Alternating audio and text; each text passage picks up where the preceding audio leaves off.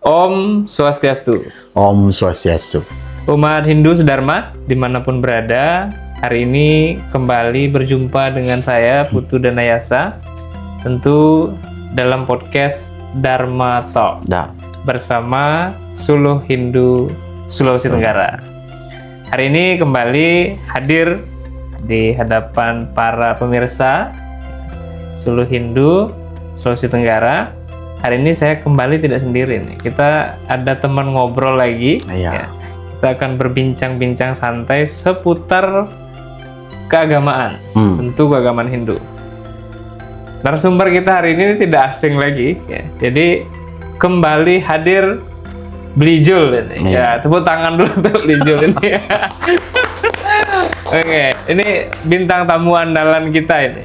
Jadi Blijul ini adalah penyuluh agama Hindu Kota Kendari, ya, yang memang sangat aktif nih di sosial media, di dunia nyata dan lain sebagainya. Ini sangat-sangat luar biasa. Hari ini kita ngobrol santai dulu, Bli, yang ringan-ringan dulu ya. Kebetulan kita berdua ini kan posisi penyuluh. Penyuluh ya. Sama-sama memiliki tugas untuk menguatkan serada dan khususnya di wilayah binaan kita masing-masing. Terkhusus lagi mungkin anak-anak muda. Ya. Kalau kita berbicara tentang serada dan bakti, ya kita bicara tentang keyakinan ini, Bli. Ternyata ini, ternyata banyak PR kita ya terkait dengan peningkatan serada dan bakti ini. Jadi umat kita ini kadang menyadari dirinya Hindu, tapi ternyata banyak yang tidak paham, ini bahkan mayoritas, banyak yang tidak tahu tentang apa isi dari keyakinan Hindunya itu, bahkan hal-hal paling sederhana, ya, Pancasrada, Trimurti, ya, jadi padahal itu kan dari ya konsep-konsep sederhana itu yang dari SD ini diajar, bahkan sekarang yang sudah kuliah pun nggak hafal ya. Ini hafal loh, ya, belum Bapak selaku dosen ini ya. Bapak selaku dosen ini yang mengadakan ya. Jadi bukan hanya ya kalau namanya ajaran agama kan poinnya itu terimplementasi. Nah sekarang tahu saja tidak nih. Bagaimana dia mau mengimplementasikan kalau secara konseptual saya dia tidak tahu. Nah, dari Blijul nih melihat kondisi ini kan menjadi tantangan kita para penyuluh. Iya, tantangan. Kira-kira seperti apa semuanya kita harus melakukan gerakan-gerakan baru ini untuk mulai meningkatkan itu? Iya. Ini mau kita bilang ini sebuah kegagalan penyuluh juga iya sebenarnya. Iya, itu. Ini salah satu kegagalan penyuluh, guru agama, pemuka agama dalam mengedukasi umat Hindu kita. Nah, problem kita ini kan begini. Yang pertama nih, Mangku Danu ngasih tahu beli nih. Problem umat Hindu kita itu adalah SDM-nya tinggi. Gimana maksudnya itu? Sing demen memace. Iya, benar ya. Jadi bukan sumber daya manusianya tinggi lah, tapi sing demen memace. Kalau orang Beleleng bilang macane takut. Macane takut ini, memace ini takut ini. Nah, benar. Kondisi pertama itu ya gimana mau tahu kalau baca saya tidak mau. Membaca gitu aja tidak mau. Itu problemnya membaca. Jangankan ke agama, membaca agama, ngapalan Trisandio kan capat ini semeton nyaman nih. Nah anak muda ada, wah kena di Mangku ngapalan mandre. Ya. Jadi keterbukaan pemahaman terkait ajaran Hindu itu mereka belum mendapatkan pengetahuan yang maksimal gitu.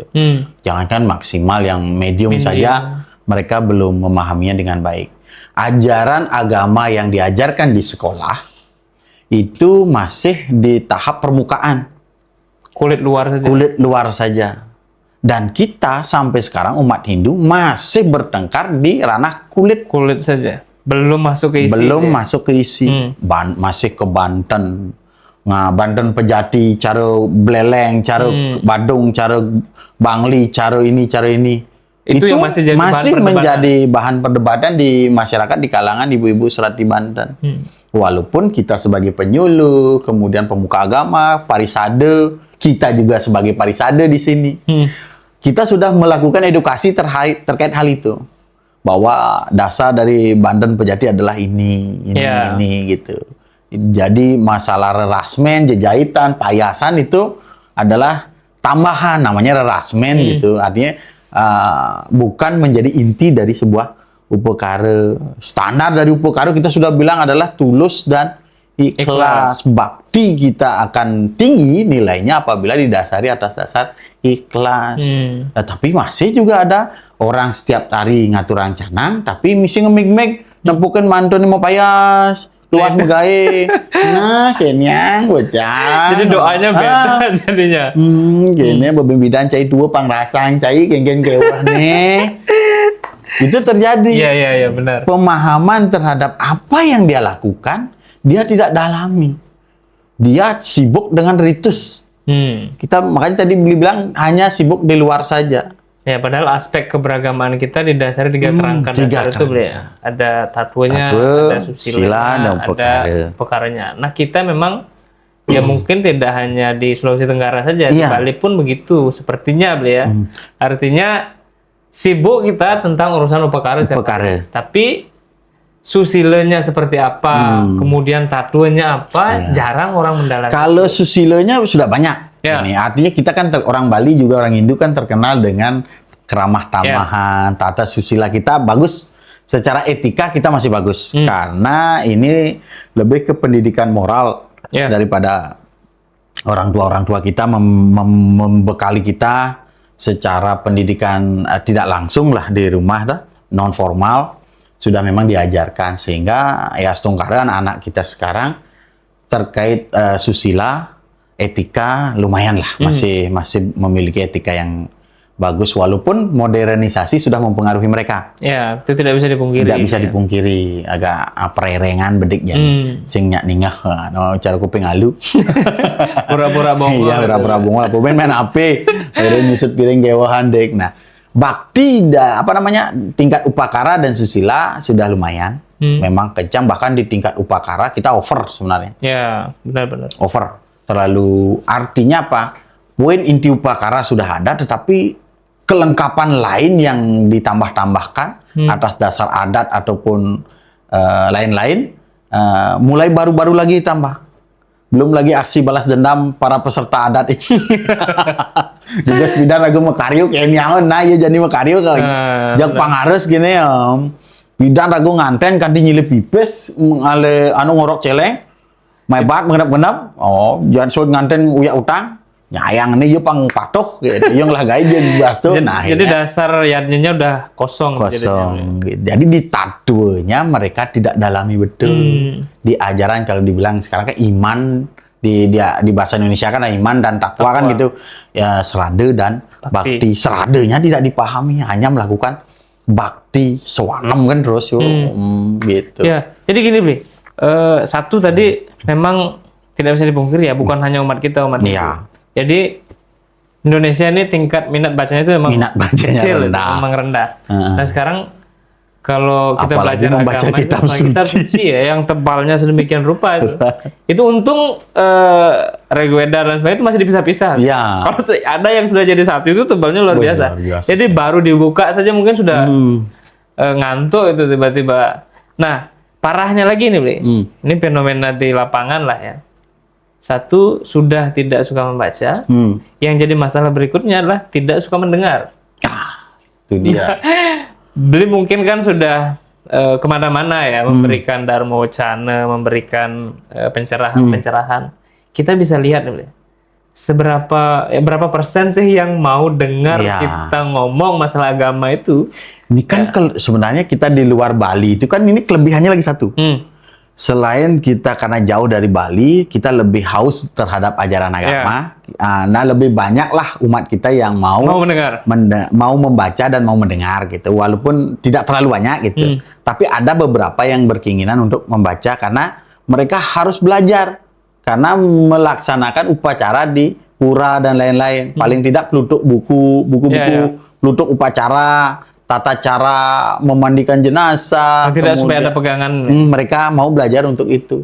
Kemudian di luar Bali itu kebiasaan dharma wacana selalu ada. Ya, di Bali. Selalu ada. Selalu ada. Di luar Bali itu. Di luar Bali ya. Kita di Sulawesi Tenggara lah tuh. Iya, iya. Janganlah bilang di tempat lain. Kalau beli dulu waktu di Jakarta ya sama. Sama halnya dengan di sini. Cuma di Jakarta Dharma Wacananya itu lebih sering saat Nunas Tirta. Oke, sambil berarti Iya, sambil Nunas Tirta, selesai Nunas Tirta, Pendharma Wacana sudah ancang-ancang untuk berhenti. Tapi di Sulawesi Tenggara biasanya sebelum persembahyangan. Karena dianggap saat Nunas Tirta itu tidak fokus, umat tidak mendengarkan, maka dibawa dia sebelum melaksanakan persembahyangan bersama, diawali dengan Dharma Wacana. Dan ini dilakukan Purnamo, Tilem, Tumpak, artinya galungan, kuningan, momen hari raya. Dan selalu pura-pura kita di Sulawesi Tenggara, setiap hari-hari raya ini selalu ada umat dan penuh. Artinya tingkat keimanannya mereka, tingkat baktinya mereka cukup tinggi dibandingkan kita lihat di Bali. Purnamo, Tilem di Bali pura itu sepi. Aneh ngelah tugas sinoman doanan maturan aja kena. Dan memang jarang itu beli saya lihat kalau di Bali orang Dharma Wacana itu jarang. Paling di Pura Jagat Nate di Denpasar itu. Benar-benar. Yang meramekan pun truno-truni. Bajang truno paman bertunangan, masih paman bakti. Jadi momen untuk ketemu pasangan. Iya, gitu. Nah, memang kalau masyarakat umum tuh kalau di Bali memang jarang. Jarang. Tidak bisa dipungkiri. Nah, ini nilai plus, nilai lebih kita di Sulawesi Tenggara. Artinya walaupun dengan segala tantangan tadi, minat kita sih sejauh memberikan penyuluhan ini memang responnya cukup bagus. Cukup bagus. Cuma yang mendengarkan Dharma Wacana, memang beberapa itu anak itu bicara, ada nih ningahang, ada nih len-len, ada nih mengkep-mengkep main HP. Walaupun kita sudah peringatkan dari Humas Banjar, misalnya dari Parisada adat sebelum memulai itu kan. Kita akan melaksanakan Dharma Wacana, Bapak Ibu, para pemedak Sami, Truna-Truni, diharapkan men-silent atau mematikan perangkatnya, kan gitu. Tapi kan masih banyak yang mengambil mendengarkan Dharma Wacana, ada juga di belakang main game atau main WA, itu. Ini margin of error. Margin of error, tapi tidak semua. Dan itu juga terjadi tergantung, kita tidak pungkiri kualitas kita sebagai penyuluh agama, sebagai pemberi wejangan dharma. Kita akui tidak semua pemuka agama, baik itu dari parisade, baik dari guru, baik dari kita dari penyuluh sendiri, memiliki skill dalam mengolah kata-kata. Memiliki skill dalam mengolah audiens. Bukarwan audiennya tua-tua, sedikit yang muda-muda, kita menyampaikan Dharma Wacana dengan cara anak muda. Maka mereka tidak paham dengan apa yang kita sampaikan. Bahkan mungkin banyak yang akan berpikiran, ini ngapain ini anak ini, kok malah selengean di depan gitu ya. Jelemo cenik maradibi orang agama. Masih ada. Masih ada. Benar. Nah, kalau dua-dua paling tidak kita harus bisa bercerita lah dalam artian meparwe, mekande-kandean, mau nyerita Ramayana, beberapa petikan dari Mahabharata, cerita-cerita Purana yang masuk ke dalam pewayangan ataupun yang masuk ke eranya penglingsir ini. Relate sama eranya dulu ya. Sama ada nilai tatwa yang mekulit di sana. Kalau audiennya orang tua. Kalau anak muda? Kalau anak muda nggak ngerti dia bahasa mekulit. Harus belak-belakan.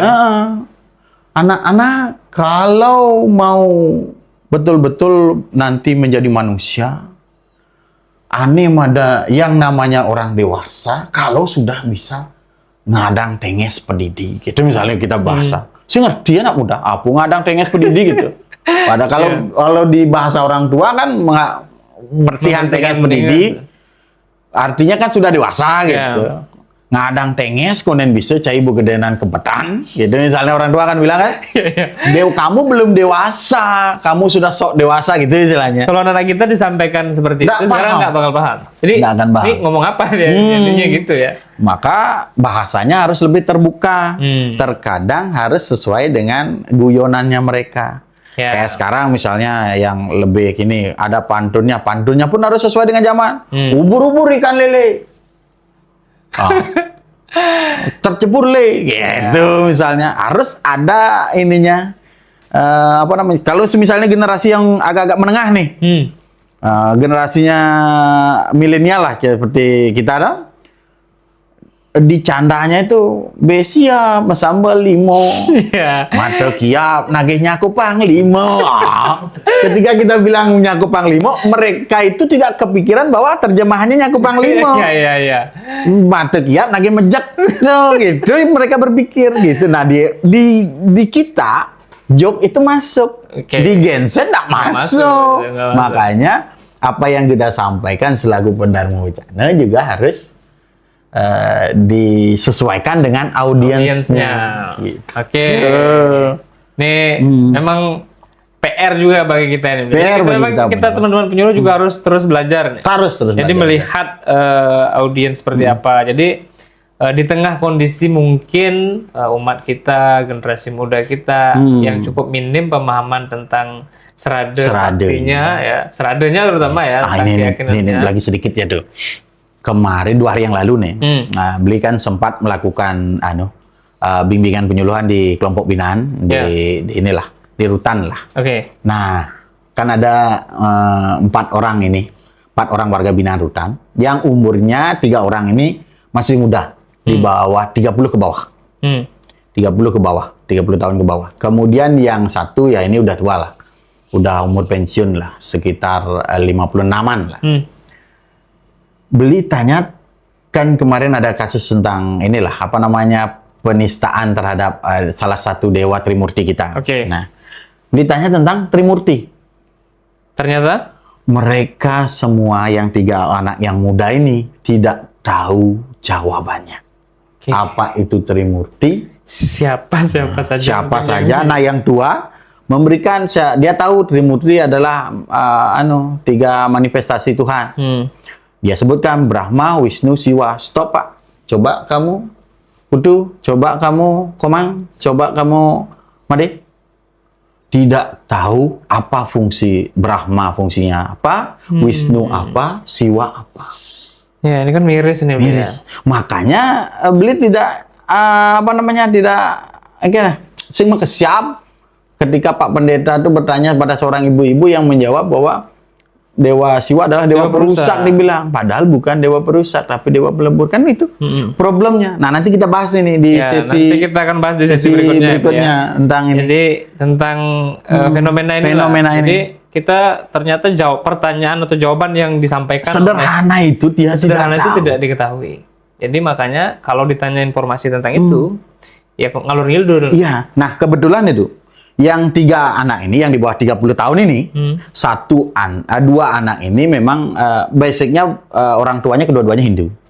Cuma mendapatkan pembelajaran yang mungkin tidak maksimal saat mereka sekolah ataupun mereka lain-lain. Tapi di wilayahnya memang beberapa tidak ada guru agama yang bertugas di wilayahnya itu. Kemudian dia belajarnya dapat nilai dari peseraman. Mungkin yang mengajar di peseraman juga bukan basic guru agama, maklum di Sulawesi Tenggara kita kan masih minim SDM ya? Minim SDM, bukaan juga formasi juga sedikit susah gitu. Nah, yang satu ini keluarganya bapaknya Hindu, mamanya Islam. Jadi mereka berbeda agama.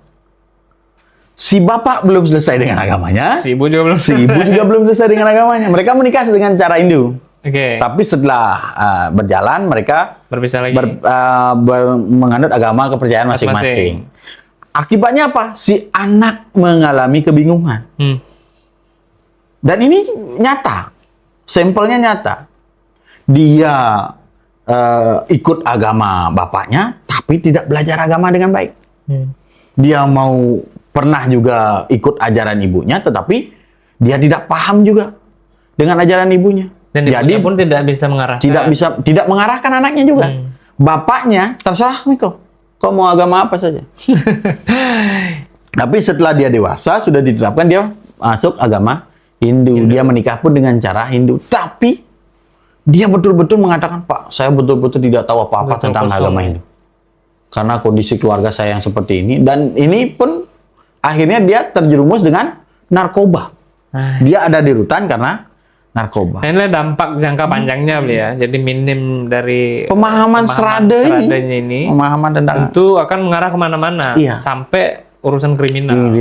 ini. Nah, jadi umat Hindu Dharma itu tadi mungkin kita berbincang sekilas lah ya tentang bagaimana kondisi real ini. Real Nah, kita tentang- berbicara di lapangan ya. Iya. Kondisi real tentang minimnya serada umat kita. Iya. Pemahaman umat kita umat kita. tentang agamanya. Oke, itu yang jelas kita tidak dalam posisi menyalahkan siapa-siapa, tapi ini menjadi pengingat untuk kita semua ya. Guru agama, tokoh agama, teman-teman penyuluh, ya guru-guru pasraman untuk terus nih kembali meningkatkan upaya supaya pesan-pesan keagamaan itu sampai kepada umat kita. Problemnya kan itu, ketika kita menyampaikan ajaran agama Hindu, sedangkan basically agama Hindu mereka tidak paham, maka yang kita sampaikan ini seperti batu apung, Ya, ngapung ya. Rugi kita berbicara, ternyata dia tidak paham tentang itu. Apa benar gue ngomongan kan depan? Apalagi kita Prasasti bicara spiritual yang kalpo, lebih tinggi ya. nggak mungkin masuk dia. Ya. Oke, Bli. Jadi ini sebagai pengantar kita mungkin ya. Nanti kita akan berbincang-bincang lagi tentang hal yang lain.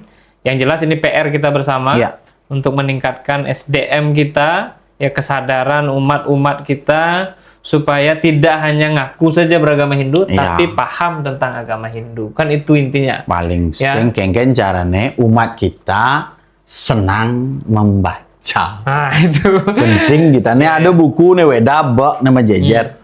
Paling tidak dia itu rusak bukunya, tapi rusak karena dibuka dan dibaca. Jangan sampai dia tersimpan baru, membantenan setiap Saraswati, tapi tidak pernah dibuka. Justru dikencingi oleh kecoa saja.